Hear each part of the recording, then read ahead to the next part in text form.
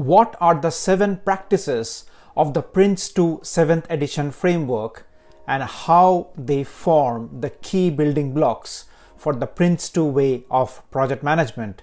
Let's learn that in this video. Hello, I am Ray and I'm a PRINCE2 7th edition Foundation and Practitioner certified project manager with over 15 years of experience in project management. Currently, I work as a program manager in the UK and I'm an authorized training provider, i.e. ATO, for Axelos and PeopleCert, who are the accreditation organizations for the PRINCE2 certification. So PRINCE2, which means Projects in Controlled Environment, is a complete framework for managing projects across various industries and disciplines. The framework is in its 7th edition now, and you should think of PRINCE2 7th edition as a roadmap guiding you as a project manager from the very start of a project all the way to its successful delivery, maintaining a constant focus on the outcomes and the benefits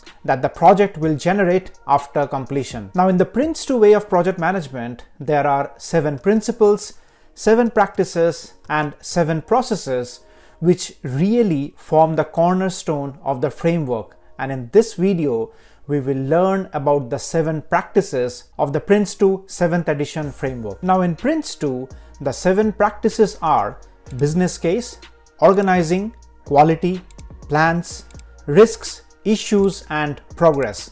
Let's get into a bit more details for each one of them. So the first practice, business case. The purpose of this practice is to ensure that the project remains viable, desirable, and achievable from start to finish, okay? It involves creating and maintaining and reviewing a formal document that details the justification of the project, including the expected benefits, estimated costs, risks, and alignment with organizational strategy. Regular reviews, especially at the stage boundaries of a project, confirms that the project still provides value and justifies continued investment. That is the crux of business case. Next, the second practice, organizing. This practice focuses on defining and establishing a clear structure of accountability and responsibility as part of the project team. So it basically ensures that all the key stakeholder groups, which are the business, the user, and the supplier, so all the interests of these key stakeholder groups are properly engaged and represented in the entire team. It is also important that all the 3 groups are properly engaged and they understand their roles, responsibilities, and reporting lines. A clear organizational structure helps to reduce confusion and it ensures effective communication and decision making in a PRINCE2 project. Moving on, the third practice, which is quality. Now, the quality practice of PRINCE2 ensures that the project's products meets the agreed upon criteria and user expectations. It involves defining specific quality standards, planning quality management activities, and performing quality checks and reviews throughout the entire project life cycle. So this proactive approach aims to build quality into the project's deliverables from the very beginning rather than inspecting them in the end, which is sort of a reactive measure, right? So in PRINCE2, quality is basically ingrained in the project right from the birth of the project. If you are finding this video helpful, please subscribe to this channel. Also, if you are willing to get certified in PRINCE2 and you would like to learn more about it from the videos like this one, make sure you keep your bell notifications on for this channel as well. Next, let's move on to the fourth practice, which is plans. So this practice involves creating plans, for example, the project plan, the stage plan, and the team plans that outline the scope, the schedule, the resources, and the budget for the entire project lifecycle. Now, planning in PRINCE2 is iterative and product focused, okay? And it ensures that all necessary activities to create the defined products are identified and they are accounted for in their respective plans. So effective planning serves as a clear roadmap allowing the team to monitor progress and manage resources effectively all throughout the project. Now moving on to the next practice, which is risk. Now the risk practice focuses on identifying, assessing and controlling potential uncertain events, and these uncertain events could be both threats as well as opportunities, and these could impact the project's success either in a positive or a negative way.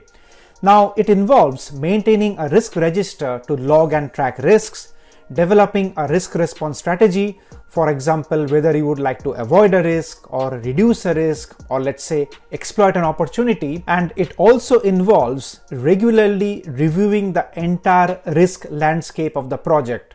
Now proactive risk management helps to minimize negative impacts, and also it helps to maximize the positive impacts or the opportunities. Okay, so that is sort of the overall idea of the risk practice.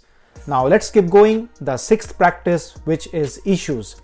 Now this practice provides a structured approach for handling all the unexpected problems, concerns or requests for change that arise during the entire life cycle of the project.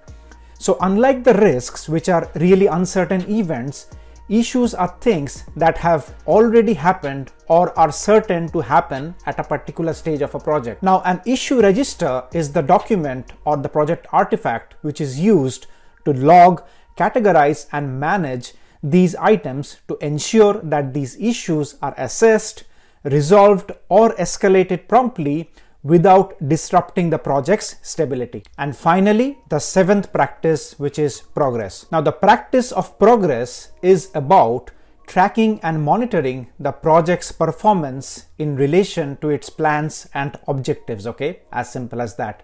It includes setting performance baselines, measuring the actual progress against the baseline, and providing regular reports to your upper management or the hierarchy.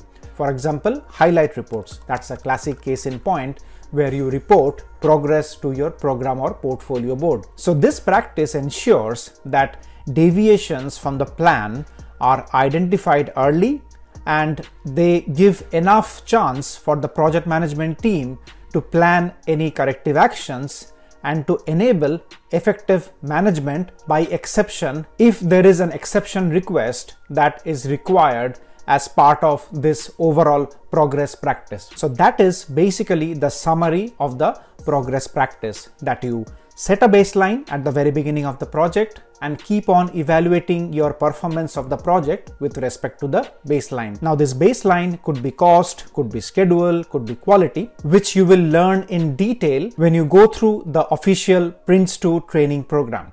Now I hope this video was helpful to you, at least to give you a summary of the 7 practices of PRINCE2. Now if you are really willing to get PRINCE2 certified, you can reach out to me via the details as mentioned on the screen. I am an ATO, i.e. an authorized training provider for PRINCE2, and I can share with you further details about my training materials and the services in case if you are interested to certify with the PRINCE2 Business Suite. So if you have liked the video, please give it a thumbs up, and I'll see you again in the next video.